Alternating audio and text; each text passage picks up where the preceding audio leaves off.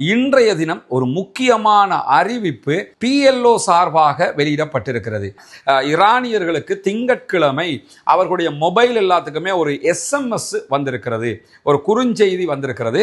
அந்த குறுஞ்செய்தியை யார் அனுப்பினாங்க என்கிற தகவல்கள் கிடையாது. ஆனால் அதில் வந்திருக்கக்கூடிய தகவல் என்னன்னு கேட்டால், அமெரிக்காவினுடைய ஜனாதிபதி ஒரு செயல் வீரர். இதே நேரத்தில் எதிர்வருகிற வியாழக்கிழமை இன்ஷா அல்லாஹ் ஜெனீவாவில் மீண்டும் என்ன செய்ய போறாங்கன்னா, ஈரானுக்கும் அமெரிக்காவுக்கும் இடையிலான ஒரு முக்கியமான சந்திப்பு நடைபெற இருக்கிறது. இரண்டு தரப்பார மீண்டும் ஒரு சந்திப்பை மேற்கொண்டு இந்த பிரச்சனையை தீர்க்கிறதுக்கு ராஜதந்திர பேச்சுவார்த்தைகளை நடத்த இருக்கிறார்கள். அதற்கு மத்தியில தான்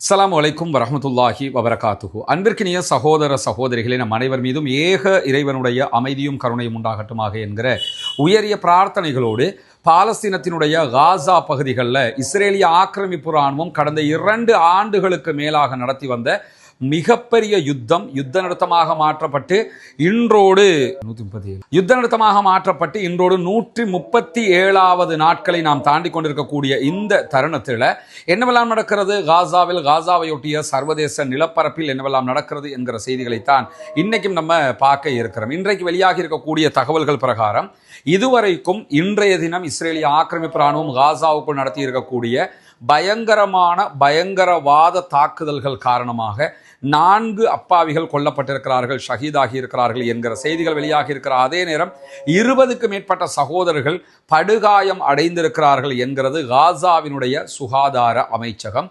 தொடர்ந்தும் யுத்த நிறுத்தத்தை மீறி இஸ்ரேல் பாலஸ்தீன் அப்பாவிகள் மீது தாக்குதல்களை நடத்தி வரக்கூடிய இந்த தருணத்தில் இன்றைய தினம் ஒரு முக்கியமான அறிவிப்பு PLO சார்